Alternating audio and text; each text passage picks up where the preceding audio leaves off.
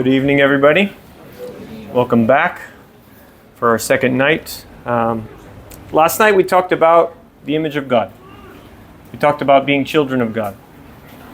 And we talked about God's love for us and what that means. Right? We love because He loved us. We talked about the value that we have because of that love, because of just who we are by nature. Those are two different things, kind of determining our value together. But tonight we want to talk about valuing other people. Tomorrow we're going to talk about valuing ourselves. But tonight we want to talk about how we value others.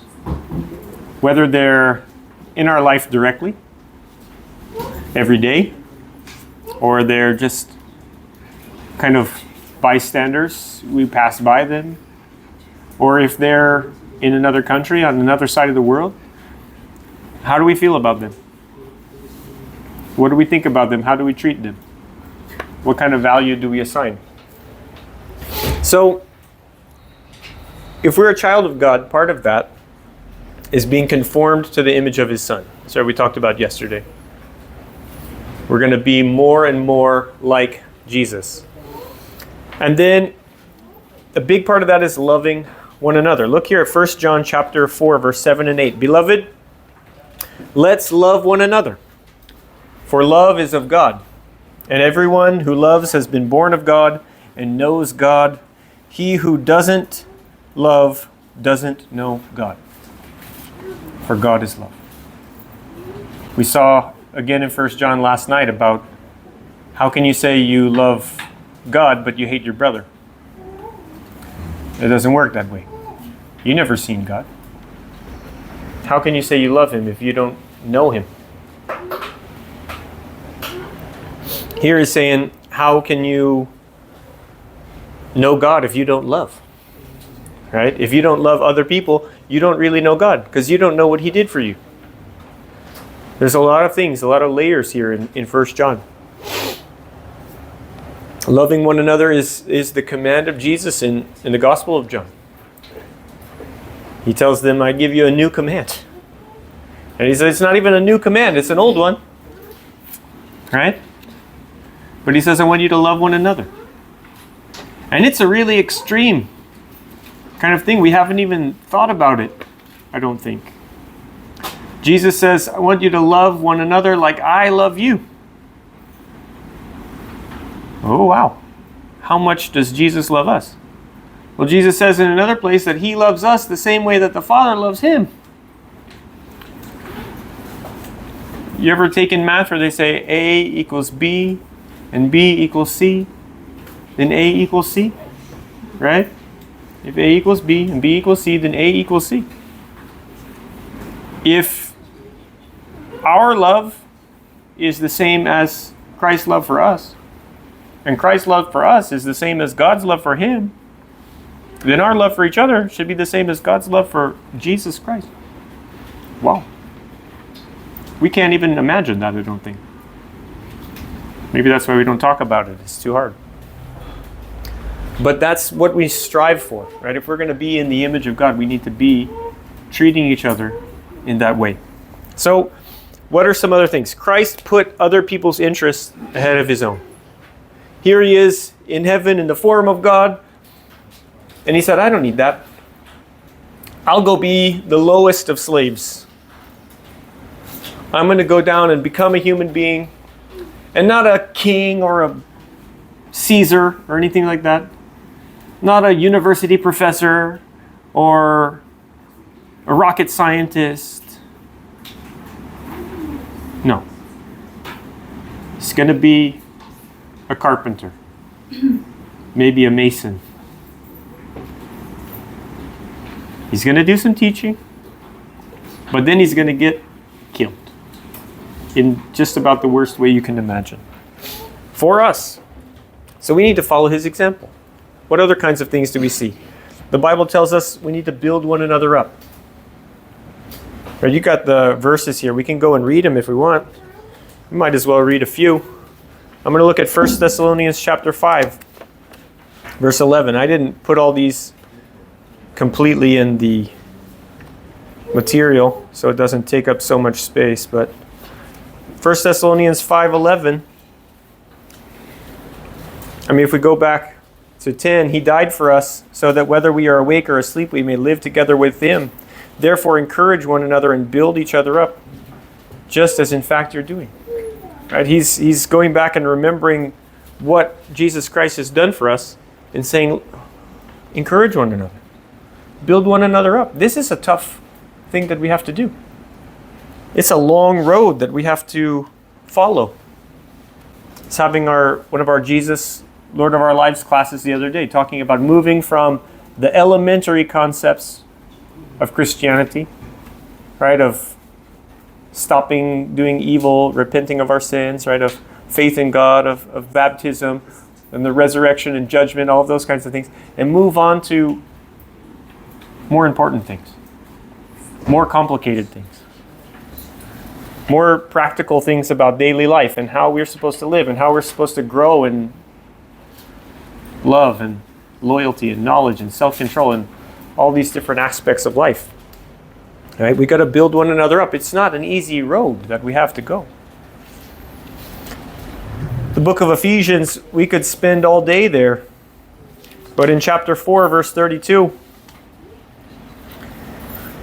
he says, be kind and compassionate to one another, forgiving each other, just as in Christ God forgave you. Giving one another grace, just as God did for us. All right, we talked about Christ's sacrifice.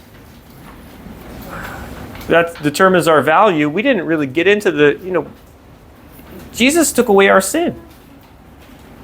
So we don't have to die. The gospel message is so powerful. We just kind of hit it in passing, really. But we got to stop and think about that. What God did for us, really, and how we extend that same forgiveness to others. That same grace. We got to put the interests of others ahead of our own. Philippians chapter 2, verse 4. This is what Christ did, right? I just mentioned this.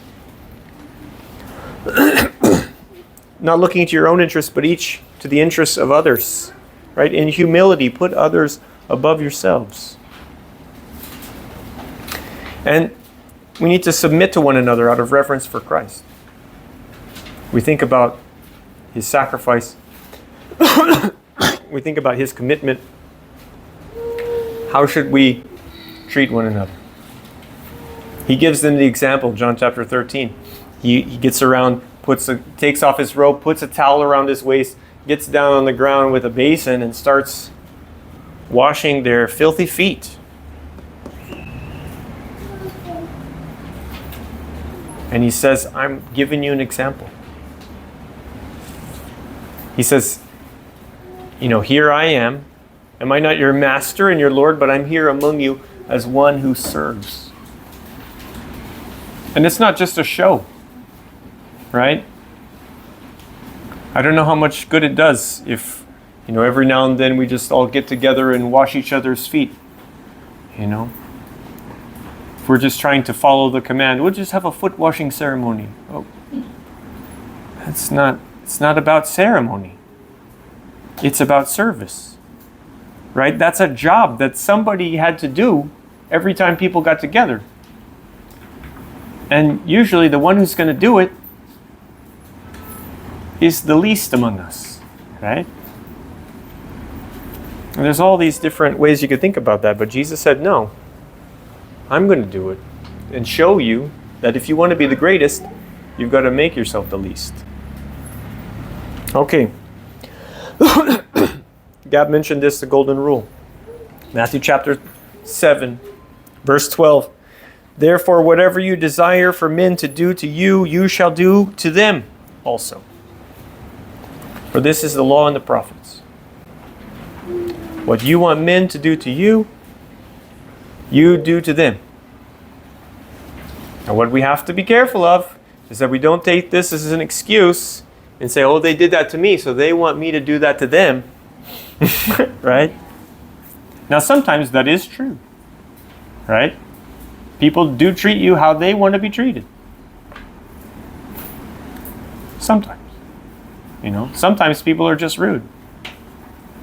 And if we just take that as a sign, well, it's okay for me to be rude to them because they were to me. No, that's just perpetuating the cycle. That's escalating the situation. If instead we always think about, well, how do I want to be treated? And we do that. Now again, this is a general rule, and we just can't apply it 100% universally. We can't say, well, I want to be left alone, so I'm not going to tell anybody anything. Right? I'm going to live my own life, and I'm going to let them live their own life. Well, that's maybe not quite right. Do we really want to be left alone? Right? Do we really want nobody to ever correct us and we'll just go our own way? That might seem good at the time. But, there's a way that seems right to a man, but in the end it leads to death. So maybe we might invite a little correction every now and then. And we can extend that to others. But, that's not Jesus' main point there, right? His point is about, not judging people, not being hypocritical, but also producing fruit and acting these different ways that we really should act. We got to think about these things. And if you think about it, that's really just a restatement of the second greatest commandment. You shall love your neighbor as yourself. James says that if you've really fulfilled the royal law, right? Love your neighbor as yourself. Paul talks about it as, all the law and the prophets hang on this commandment, right? It's the fulfillment of all this. Jesus says, love the Lord your God with all your heart, soul, mind, and strength, and love your neighbor as yourself. All of the law and the prophets hang on that, right? Everything else is just specification, right? But if you're working on those two things, that's right. Paul reminds us in Romans 13:10, love doesn't harm a neighbor. Therefore, love is the fulfillment of the law. Because that's the point of the law. To regulate our interactions with people and with God. So we don't steal their land or steal their sheep or whatever it might be. It's meant to regulate those kinds of things. So if we think about how do I want to be treated, and we treat others that way.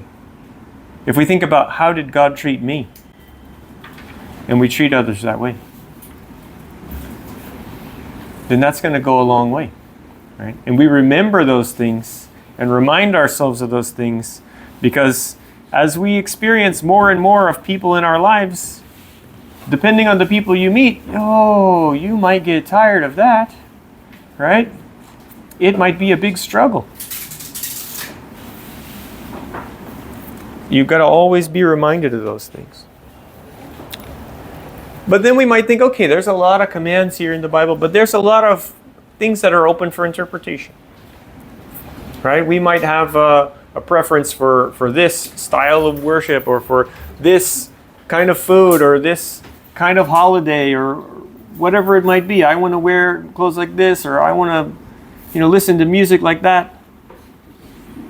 There's a lot of different things in the world that the Bible, it doesn't really talk that much about.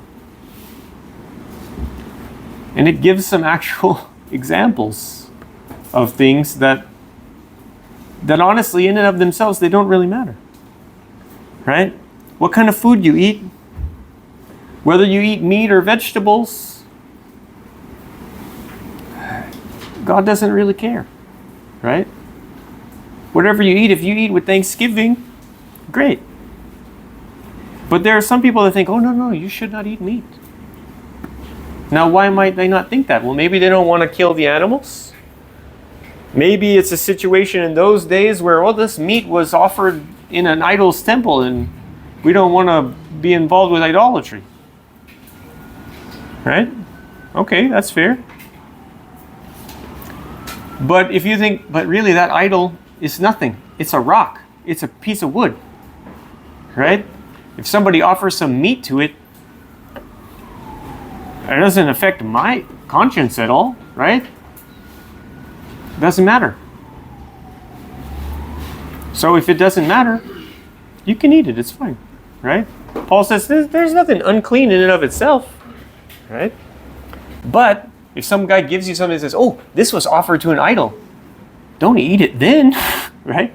Not because of your conscience, you know it was nothing, but because of his, he thinks that you're participating in his religion with him, right? That he offered it to an idol, a demon, and a false god, and you're participating with that. You're putting your seal of approval on it as far as he's concerned. So he says, don't do it in that case, right? But just whether or not you can eat something, or whether something is a holiday, right? I devote this day to God, or this is just a regular day. For some people, every day is the same. That's okay. He says, don't judge one another about those things.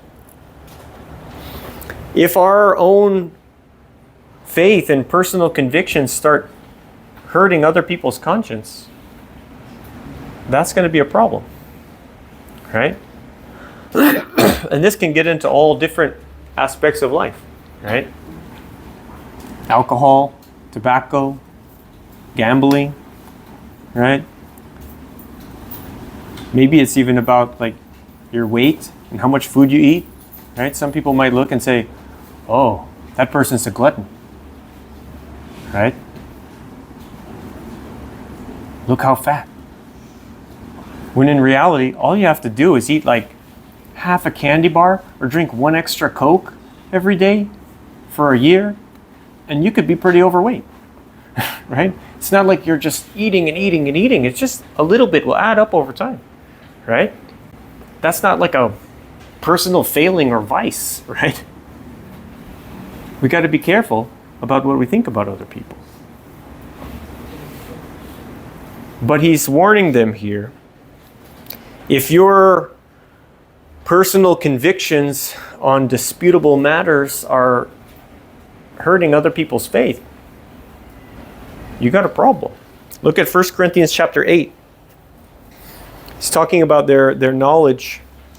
You know, you have knowledge that this idol is nothing, right? You're going to eat this because you know it doesn't matter. He says, but by your knowledge, this weak person is destroyed, the brother for whom Christ died. Thus sinning against your brothers and wounding their conscience when it's weak, you sin against Christ. We got to be careful. You know, Paul says, if it's going to be a problem, I'll never eat meat again. Right? I don't want to hurt my brother just because of my preference. Right? Now, maybe you can talk to them, you can tell them the truth and they can understand, and then it's not a problem. Right? Maybe you can, you know, some things you do it in the privacy of your own home. You don't let anybody know about it. Now, if you're just harboring secret sins, that's no good, right? There are some things that are obvious, right? If you're just at home watching pornography, that's not good, right? That's sinful. I can 100% tell you that, right?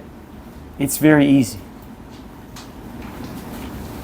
But if you're at home, you know, eating bacon, some people are going to think that's wrong.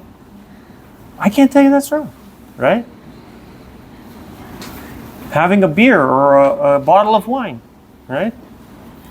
If you don't get drunk, then you didn't sin, okay? The scripture is pretty clear about that, if you actually read through it. Now you might say, well, I don't want to touch that stuff because I might... Okay, don't touch it then, right? I can't think of any time I've ever had alcohol except by accident. You know, that grape juice was a little old, you know? That sat there a little too long, right? That had a little burn to it, right? Because that's not a temptation for me. It's not an issue for me, right? I don't want it to become one. But that doesn't mean that somebody can't enjoy those things responsibly, right? The Bible talks about it. But again, if somebody thinks it's a sin to drink alcohol and you're just, you kind of flaunt it in front of them or something like that, or they see you at a restaurant with something, that might be a problem. So you need to think about those things. Be careful about that.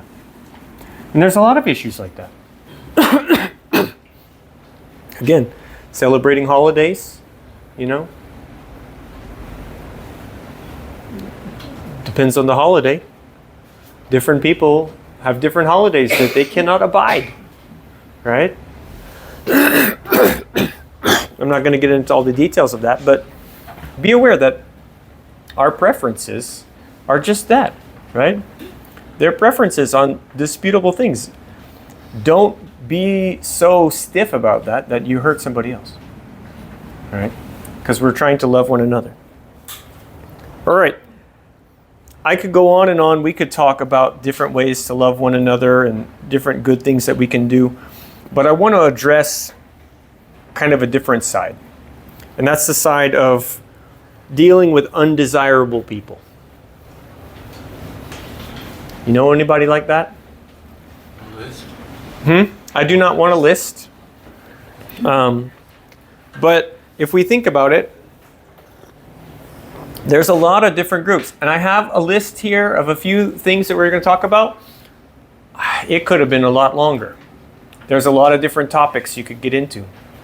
A lot of different ways you might not like somebody, right? But these are some big ones. When the world often gets divided, we like to simplify things as people, right? We like to draw a line. Shh, it's us and them over there, right? That might be between countries, right? What side of the war are you on? Are you with us? Are you with them? Go back to World War II. We'll just use that as a good example. You got the Axis and the Allies. But there's a lot of neutral countries. We don't want to get involved in this fight. Right? Now maybe they did get involved into it on both sides. I don't know. Right? But sometimes we just try to divide the world up and we think we can do it cleanly. And it doesn't work like that. Right? People aren't that simple. It's not just us and them, black and white all the time. And when we do that, we say those people are something else. They're other than us. That can a lot of times dehumanize them, right? Oh, we're the civilized people. Those are savages, right? We're going to colonize their area, right? We're going to teach them about civilization. I was reading a book the other day about the beginnings of America. And there's kind of an understanding of, we're going to go evangelize. We're going to bring the gospel of Jesus Christ to these people in the New World. Right? That's mostly just a justification for the economic benefits of going and taking their land. Right? It's a terrible story if you go and read it. It's been cleaned up a lot. But that's the history of my country. And kind of the history of this country. Right?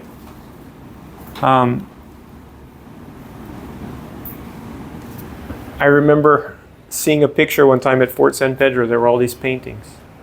Right? And, there's a label and there's a painting and there's maybe another one underneath it, drawing or whatever. And one of them, I looked down and the label said, Magellan brings Christianity to the Philippines or something.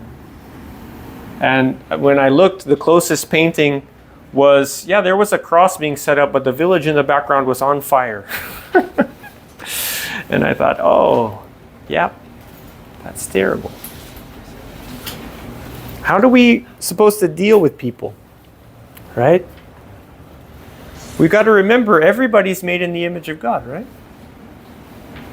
If everybody's made in the image of God, we all have some value. how do we deal with people either individually or collectively, right? As a group or as a country. Unfortunately, one common answer is violence, right? We don't like you.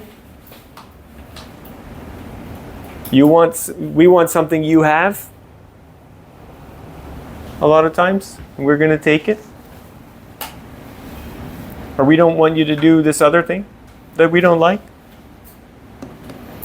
Another way might be we just ignore them, right?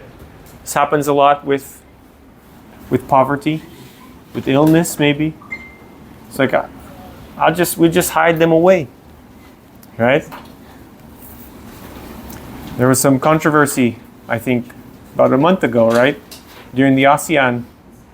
All of a sudden, on SRP, on the bridge, there's this, welcome ASEAN delegates sign that just happens to be blocking the view of the slum area, right?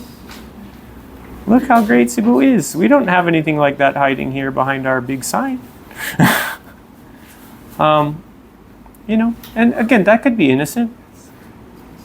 It's a good place to put a sign. Fine, right? But it could be, we don't want anybody to know about this problem. We don't want to have to think about it too much, right? Sometimes we do that, right? People become invisible, right? So we got to be careful about that. My first section here is about war. Again, I told you guys when we talked about bloodshed yesterday, I got a whole seminar on it. And I'm pretty opinionated about this one. But, why are wars fought?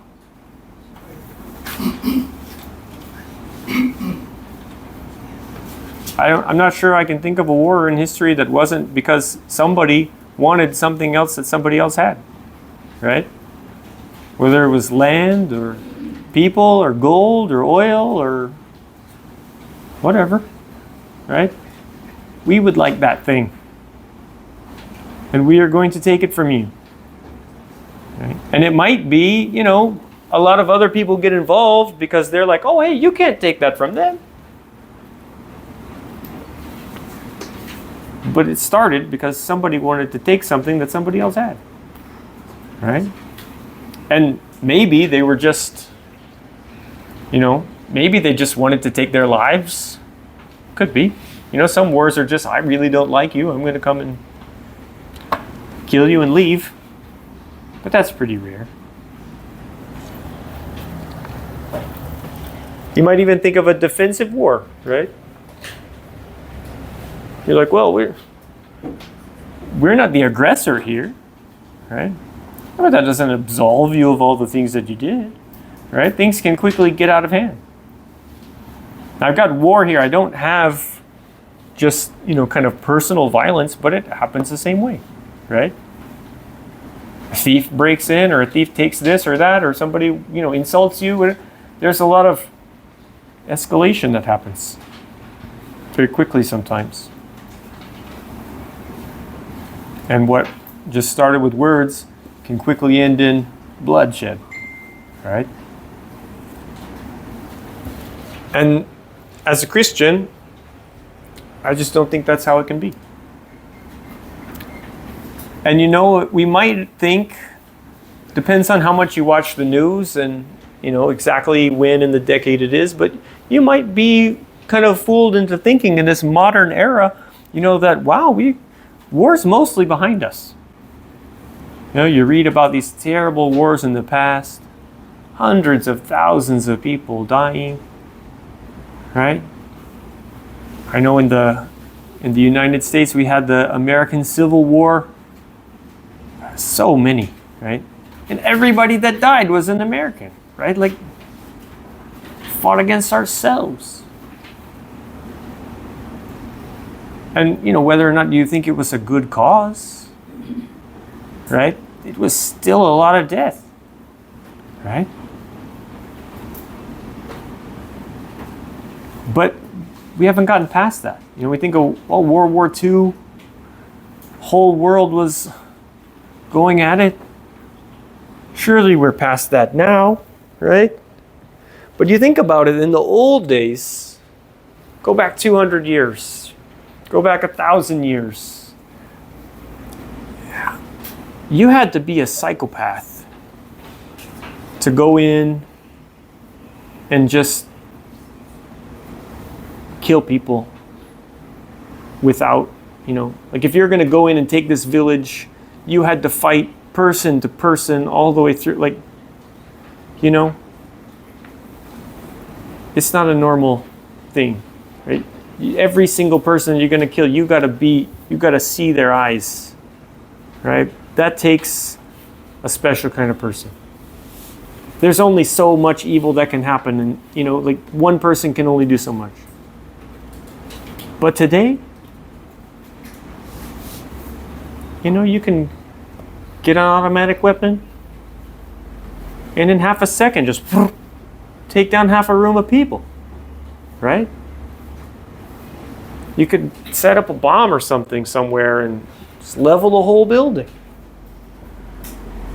You could push a button or flip a switch on an entire city, hundreds of thousands of people. It's no more. That's the world that we live in, right? Like, I'm from the only country in the world that ever actually did that. And we did it twice. 2 whole cities gone. In a minute. Right? It was a couple days apart. But still, it's way too easy. And you could make all kinds of justifications. Oh, well, this war would have happened. Okay, but we did it. And the people that died, they weren't soldiers. They were just regular people. Who got punished for that? Nobody? Not in this life. God's going to hold people accountable for things. I don't want to be a judge of that. But that is the world that we live in. I don't want that to happen again. But what do we live in a world now? Robots? You're going to put AI in the robot and just send it to go? Maybe we'll just have the robots fighting each other. That would be fine. We could have robots fighting each other. I don't care. Right? But when people start to die, that's a problem. And people are getting less and less connected. Now you can fly a drone, blow up a whole ship, right? You were just watching through a camera, maybe. Right? You just put a dot on the map and gone, right? We're getting to the point now where it's like, oh, we're so smart, we'll let the computer figure it out. Hopefully we're not at that point yet. Hopefully we can have some restraint and think, maybe that's not. Or maybe the computers will be smarter than us and just won't do it. I don't know. I hope not. But that level of dehumanization of the enemy, right? I mean, it's so bad, you can't even think about it, right? If I go back to my seminar in war, I can't remember which one of the Christian writers it was. I think it was Lactantius, around the time of Constantine, around the 300s AD. And he was talking about how if a man kills a single man, he's a murderer, right? You're going to throw him in jail. You're going to execute him. Everyone's going to have nothing to do with it, right? But if a general leads an army and kills tens of thousands of people, oh, we're going to make him into a god. We're going to put him into temple and he's going to,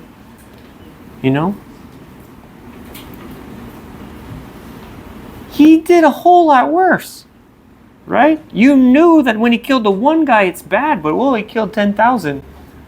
He's a hero. No. He said the crime is just too big. We don't even want to think about it. But that's the world that we live in. That's the world we always lived in. But these are kinds of things that should make us as Christians mourn. Because this is not what Jesus wanted us to do. This is not what he means when he says, love your enemies. Right? But unfortunately, for about 1,600 years, it has been the kind of Christian norm. Because something changed. Again, a whole seminar on that. I don't want to get too much into it. Let's hit this part a little quicker. Slavery.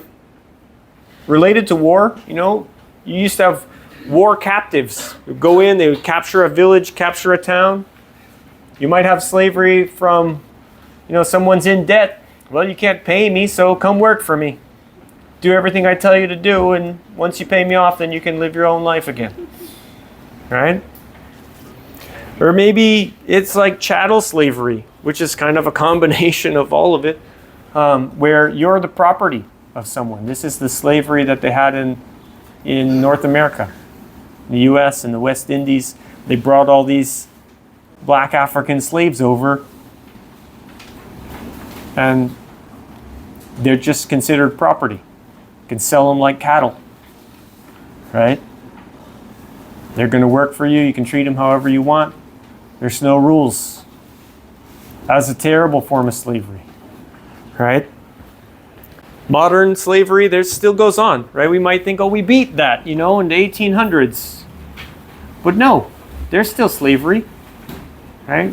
Domestic slavery in places, right? Maybe in Africa and the Middle East, mostly, I don't know.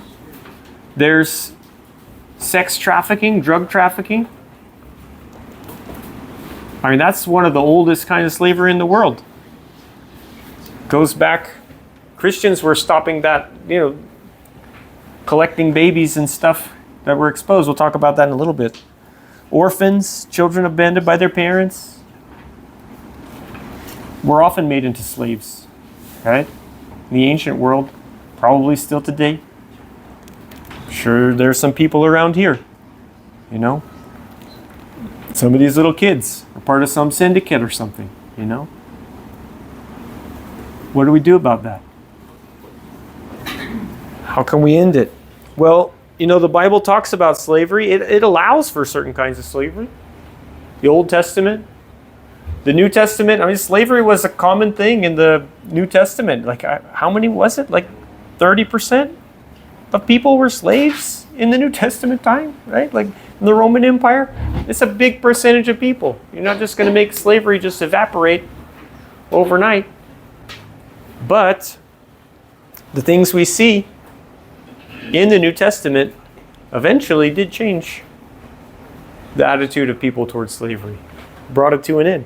We can see Ephesians chapter 6 here, Paul writing to slaves. He says, slaves and masters. He tells them, with good will render service as to the Lord and not to men, knowing that whatever good thing each one does, this he will receive back from the Lord, whether slave or free. Think about that. This is loving one another, right? If you're working for somebody, do it like you're working for God, right? You're going to get paid back for that, whether you're slave or free. And he tells them, masters, do the same things to them. Give up threatening. Don't threaten your slaves. You know that both their master and yours is in heaven, and God's not going to show any partiality. He's not going to be like, oh yes, he was just a slave. You were right. No. God's going to say, you're a man, he's a man, and I told you what to do already. Right? There's no partiality with God. So, people will often say, there were a lot of Christians that supported slavery. There were a lot of people that claimed to be Christians that treated their slaves terribly and weren't actually Christians. Okay? Sorry. That doesn't, just because you claim to be a Christian and you don't live like one, doesn't mean that you are a representative of the group. Right? This is what Christians are supposed to be. Or consider He says, masters, grant to your slaves justice and fairness, knowing you too have a master in heaven, Colossians 4:1. Or consider Paul's words to his friend Philemon in the city of Colossae. Now Philemon had a slave named Onesimus. Paul met Onesimus in Rome and had converted him at some point. And he was his good friend now, but he's like, you're still a slave, I got to send you back. I know you're a boss, I know you're a master.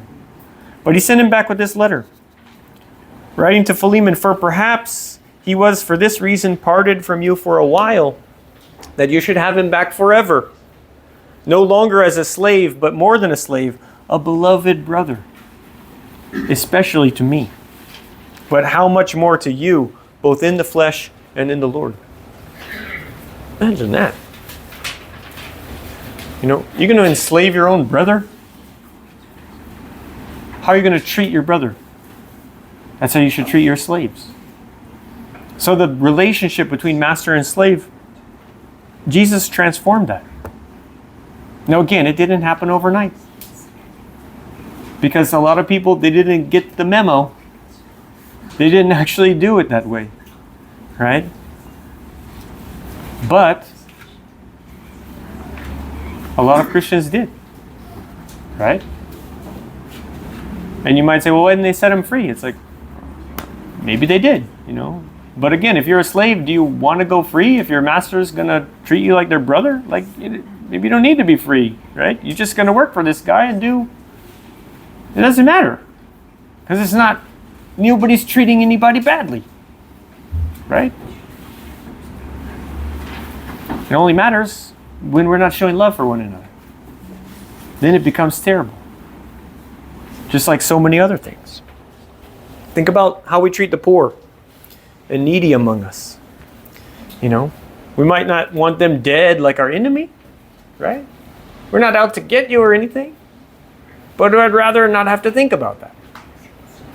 Maybe they get ignored, they get pushed aside, right? Maybe hidden away. What does God say about the poor? Deuteronomy 15. Now this is in the law of Moses, but it's instructional. Chapter 15, verse 7 to 11. If a poor man, one of your brothers, is within any of your gates in your land, which Yahweh your God gives you, you shall not harden your heart, nor shut your hand from your poor brother. But you shall surely open your hand to him, and shall surely lend him sufficient for his need which he lacks. Beware that there not be a wicked thought in your heart.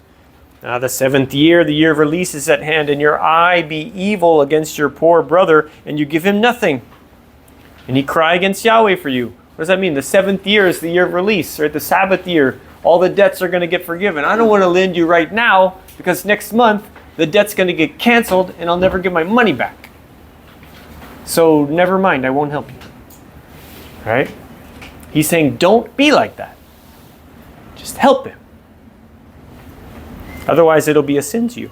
You shall surely give, and your heart shall not be grieved when you give him, because it is for this thing that Yahweh your God will bless you in all your work, and in all that you put your hand to.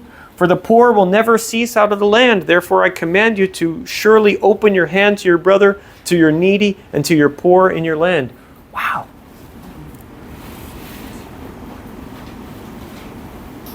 Now, we maybe do need to be a little cautious.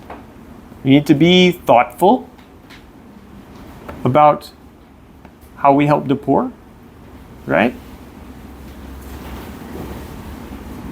You don't want to just be helping someone,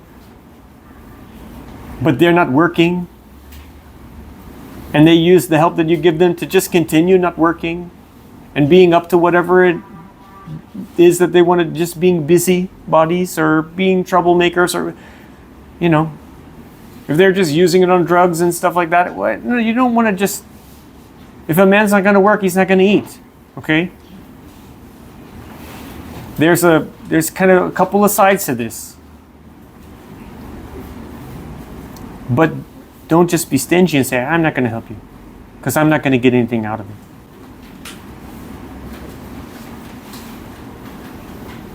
That's not a good attitude. I watched a guy the other day. He was talking to his poor guy, talking about why poor people help poor people so much.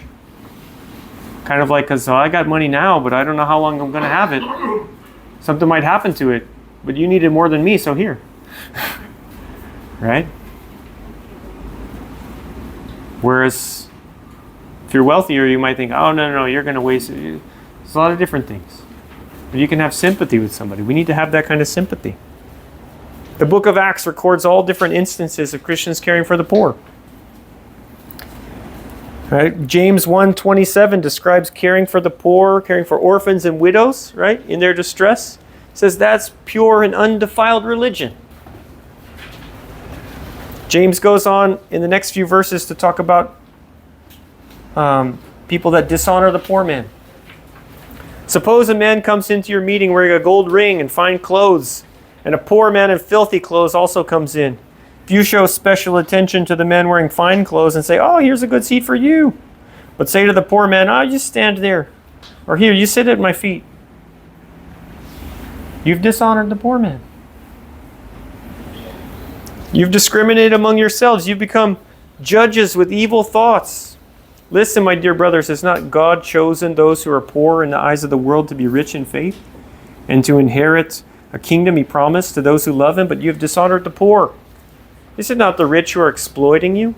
Are they not the ones dragging you into court? Are they not blaspheming your noble name of him to whom you belong?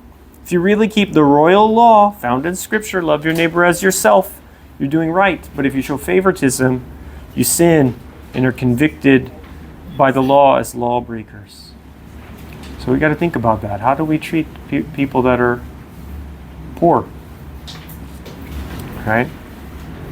Maybe you've been doing a good job about that. Maybe you haven't. And it's probably a lot more relevant to your life than whether or not you go to war. For most people, I think it's going to be. Makes it a little harder. It's pretty easy to be for or against going to war, right? If you don't have to go, right? But how do we do this? I'm going to do this next point about illness, and then we'll take a break. Severe illness is a big burden, right? Obviously, it burdens the person that's experiencing it, whether it's physical or mental. But it can be a burden on the people around, the family, right?